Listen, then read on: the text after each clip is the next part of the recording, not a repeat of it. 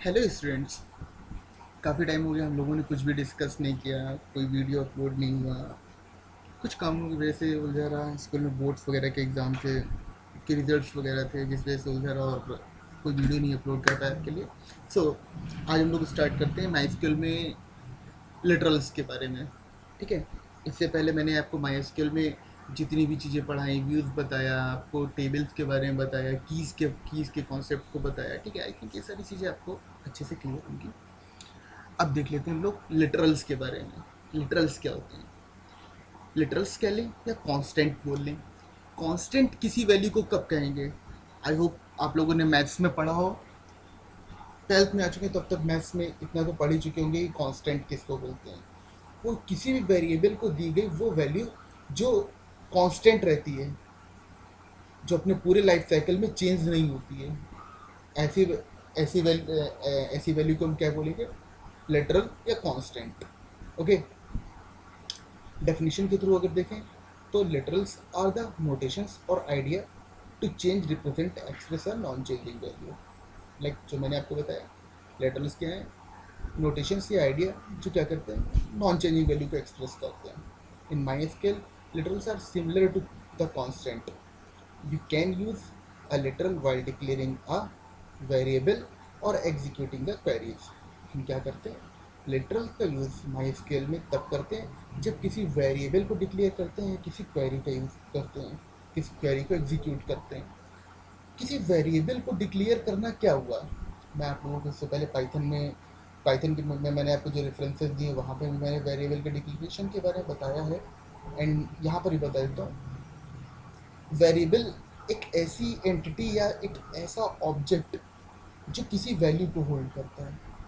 Like जैसे हम लोग मैथमेटिक्स में करते हैं, x is equals to this and y is equals to this. Then जितना भी मैथमेटिकल ऑपरेशन होता है वो किस पर परफॉर्म करते हैं? उन वेरिएबल्स पर करते हैं। और उनकी जो वैल्यूज़ होती हैं वो क्या रहती है? वो कांस्टेंट बनी रहती हैं अपनी जगह, है ना। तो ठीक इसी तरह यहाँ पर भी हम वेरिएबल्स का यूज़ करते हैं जब क्वेरीज को एग्जीक्यूट करते हैं। ऑफकोर्स क्वेरीज को एग्जीक्यूट करते टाइम कई बार होता है कि हमें वेरिएबल्स की ज़रूरत पड़ती है। क्वेरीज में हमें किस डेटा को किधर ले जाना है, या किसी क्वेरी के थ्रू हमको कोई ऑपरेशन परफॉर्म करवाना है अपने टेबल्स पर, तो वहाँ पर भी हम वेरिएबल्स का यूज़ करते हैं। आइए आगे देख लेते हैं। ये लिटरल्स जो हम यूज़ करने जा रहे हैं माई एसक्यूएल में, ये लिटरल्स कितने टाइप के होते हैं और किस किस तरह से यूज़ होते हैं। सबसे पहले देख लेते हैं स्ट्रिंग लिटरल्स को। स्ट्रिंग लिटरल्स, देखिए स्ट्रिंग लिटरल्स हमेशा सिंगल कोट्स में या डबल कोट्स में रहेंगे। माइस्केल में मोस्टली सिंगल माइस्केल में सिंगल कोट्स के अंदर अंदर ही यूज होते हैं। स्ट्रिंग होता क्या है? String combination of characters. Like a क्या है? ए हमने लिखा ए क्या है? एक कैरेक्टर है। वन क्या है? एक कैरेक्टर है। लेकिन अभी हम इनको कंबाइन कर दें, मैंने लिख दिया ए बी सी, तो अब ये क्या हुआ? अब ये कैरेक्टर तो नहीं रहे ना, क्या बन गए? ये एक स्ट्रिंग बन गए। So combination of a characters, combination of characters या सेट ऑफ कैरेक्टर्स क्या कहलाए? स्ट्रिंग। नेक्स्ट देख लेते हैं न्यूमेरिक लेटर्स। न्यूमेरिक लेटर्स, हम न्यूमेरिक लेटर्स की बात करें अगर, तो न्यूमेरिक लेटर्स में इंटीजर लेटरल्स, तो वो इंटीजर्स हो गए, फ्लोट वैल्यूज हो गई, डबल वैल्यूज हो गई, ठीक है, कॉम्प्लेक्स नंबर्स हो गए। तो ये सब किसके अंडर में आ जाते हैं? न्यूमेरिक लेटर्स के अंदर आ जाते हैं। बूलियन बूलियन वैल्यूज़ हो गई, ऑक्टल हो गई, हेक्साडेसिमल हो गई, बाइनरी हो गई। तो ये सब कहे में आ जाते हैं? ये न्यूमेरिक लेटर्स के अंदर आ जाते हैं। मीन्स हम अपने प्रोग्राम या अपने क्वेरीज के अंदर जितने भी नंबर्स का यूज़ करते हैं, जितने भी न्यूमेरिक वैल्यूज़ का यूज़ करते हैं, वो किसके अंडर में आ जाती है? न्यूमेरिक लेटर्स के अंदर में आ जाती है। अगला देख लेते हैं डेट एंड टाइम लिटरल्स। ठीक है, डेट एंड टाइम लिटरल्स में यहाँ पर माई स्केल में कई बार रिकॉर्ड्स को मेंटेन करते हुए हमें डेट्स और टाइम देने पड़ जाते हैं। अब डेट और टाइम चाहे तो हम नंबर्स का यूज़ करके भी लिख सकते हैं, बट अगर हम इनका नंबर्स का यूज़ करके इनको लिखेंगे तो कभी करेक्ट टाइम को या एग्जैक्ट टाइम स्टैम्प को नहीं यूज़ कर पाएंगे। क्योंकि हमें बार बार टाइम देखना होगा, डेट देखना होगा। बट सेम प्रोसीजर अगर हम डेट एंड टाइम लिटरल का यूज़ करके करते हैं तो क्या होता है, हमें एग्जैक्ट टाइम और एग्जैक्ट डेट मिल जाती है। आपके सिस्टम पे जो टाइम और डेट चल रहा होता है ये उसी को पिक करता है और उनको दिखा देता है वहाँ पर, जब भी हम क्वेरी एग्जीक्यूट कराएंगे। तो हम जब भी डेट एंड टाइम को हैंडल करते हैं या डेट एंड टाइम के थ्रू कोई ऑपरेशन परफॉर्म कर रहे होते हैं तो वहाँ पर हम डेट एंड टाइम लिटरल का यूज़ करते हैं। हेक्साडेसिमल लिटरल्स, हेक्साडेसिमल लिटरल्स में कई बार हमको लिंक्स वगैरह देने पड़ जाते हैं या कुछ ऐसी वैल्यूज़ देनी पड़ जाती हैं जो हेक्साडेसिमल नोटेशन को एक्सेप्ट कर रहे हो, तो वहाँ पर हम क्या करेंगे, हेक्साडेसिमल लिटरल्स का यूज़ करते हैं। उसके बाद में देख लेते हैं बिट वैल्यू लिटरल, ये आपके सिलेबस में नहीं है, ठीक है। नेक्स्ट है बूलियन लिटरल। बूलियन लिटरल में मैंने जैसे कि अभी आपको बताया था, बूलियन लिटरल में क्या होता है, बूलियन लिटरल आप लोग फिजिक्स पढ़ चुके हो तो थोड़ा बहुत बूलियन अलजेब्रा से आप इंट्रोड्यूस हो चुके होंगे। बूलियन लिटरल मतलब सिर्फ दो सिर्फ दो रिजल्ट्स आने, किसी भी एक्सप्रेशन के रिजल्ट्स को बताता है कि रिजल्ट एक्सप्रेशन हमारी ट्रू है या फॉल्स है, ठीक है। लाइक हम क्या कर रहे हैं, हमने अपनी क्वेरी के थ्रू हमने एक क्वेरी एग्जीक्यूट कराई और उस क्वेरी के थ्रू हम ये चेक करा रहे हैं कि जो एक्सप्रेशन हम पास कर रहे हैं या जो भी वैल्यूज़ हम पास कर रहे हैं वो इस एक्सप्रेशन को सेटिस्फाई कर रही हैं कि नहीं कर रही हैं। अगर एक्सप्रेशन को सेटिस्फाई कर रही हैं तो रिजल्ट क्या आएगा, एक्सप्रेशन का ट्रू आएगा। और अगर एक्सप्रेशन को सेटिस्फाई नहीं कर रही हैं उस कंडीशन में रिजल्ट क्या आएगा, ऑफकोर्स रिजल्ट फॉल्स आएगा, ठीक है। नल वैल्यूज़ का एक बहुत तगड़ा रोल है। हम लोग समझ लेते हैं अपने हम लोग रियल लाइफ में क्या समझते हैं, नल मीन्स व्हाट, कुछ नहीं, मीन्स ज़ीरो। बट क्या नल मीन्स ज़ीरो होगा, नहीं, because zero is also a value, it matters.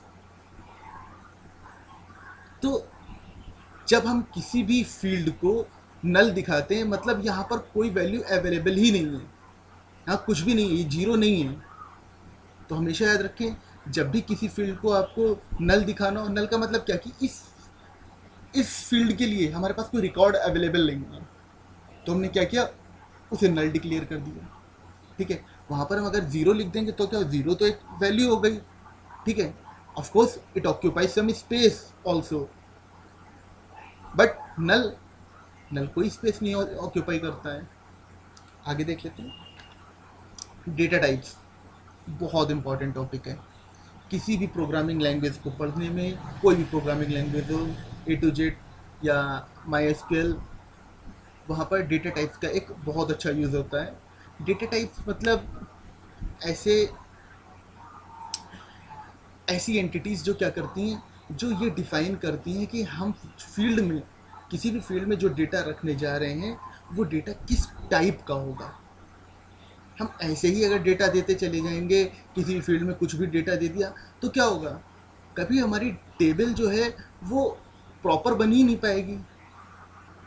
हमने अभी नेम का कॉलम बनाया, अब नेम में कुछ लोग अपना नेम भी लिख रहे हैं, कुछ लोग अपना क्लास भी लिख रहे हैं, कुछ लोग रोल नंबर भी लिख रहे हैं, कुछ लोग एम्प्लॉय आईडी भी लिख रहे हैं, तो क्या होगा, कभी एक प्रॉपर टेबल बन नहीं पाएगी। अगर एक प्रॉपर टेबल नहीं बन पाएगी तो बेटा कभी भी हम उससे डेटा फेच कर ही नहीं पाएंगे, हम डेटाबेस में उसको यूज़ कर ही नहीं पाएंगे। क्योंकि एक प्रॉपर डेटाबेस क्या कहलाता है, जहाँ से हम इजीली डेटाबेस को एक्सेस कर सकें। मैंने डेटाबेस पढ़ाते टाइम आपको पहले भी एग्जांपल दिए थे मैनुअल डेटाबेसेस के बारे में, कि हम लोग डेटाबेस बनाते टाइम क्या करते हैं, लाइक एक डायरी ले लीजिए आप जहाँ पर हम कॉन्टैक्ट नंबर सेव करते हैं। तो आपने देखा होगा कि डायरी में क्या होता है, साइड में कुछ नंबर दे रखे हुए, वो कुछ लेटर्स लिखे हुए होते हैं, ABCD।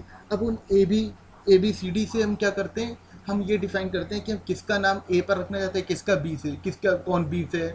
हमने उनके नेम सेव कर दिए उन कैरेक्टर्स के अकॉर्डिंग या उन लेटर्स के अकॉर्डिंग। तो अभी जब भी ढूंढना होता है हमें, अगर किसी का नाम दिनेश है तो हम क्या करेंगे, हम डायरेक्टली डी वाला कॉर्नर ओपन करेंगे, वहाँ पर हमें दिनेश मिल जाएगा।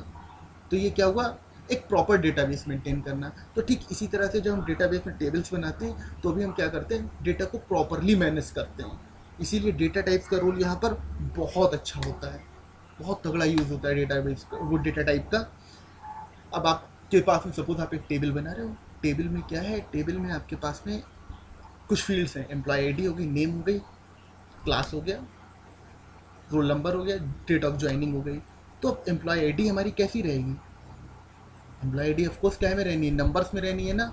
तो हम उसको क्या डिफाइन करेंगे, इंटीजर टाइप, बिकॉज ये क्या करेगा, नंबर्स को हैंडल करेगा। Name, name of course set of characters यानी कि स्ट्रिंग। तो नेम हमारा क्या डेटा टाइप, किस डेटा टाइप को होल्ड करेगा, स्ट्रिंग को। अब हम बात करेंगे अगर सैलरी की, तो सैलरी क्या हुआ, ऑफकोर्स सैलरी काहे में होगी, काहे में होगी, फ्लोटिंग पॉइंट नंबर्स में आएगी ना, क्योंकि ज़रूरी थोड़ी ना किसी की सैलरी 2,000 3,000 4,000 ही हो, कई बार हो सकता है पैसे में भी आ सकती है। तो वहाँ पे हम फ्रैक्शनल पार्ट दिखाना होगा। जब फ्रैक्शनल पार्ट दिखाना होगा तो हम क्या करेंगे, हम फ्लोटिंग टाइप वैल्यूज़ के साथ में हैंडल करेंगे। ओके, नेक्स्ट आ जाता है। नेक्स्ट हमारे पास में एंट्री थी क्या, डेट ऑफ ज्वाइनिंग। अब डेट ऑफ ज्वाइनिंग में आपको क्या देना है, डेट देनी है ना, जिस डेट में उसने ज्वाइन किया है। ठीक है, तो वो डेट किस तरह से देंगे, मैंने अभी आपको इससे पहले बताया था, डेट एंड टाइप लिटरल्स के थ्रू।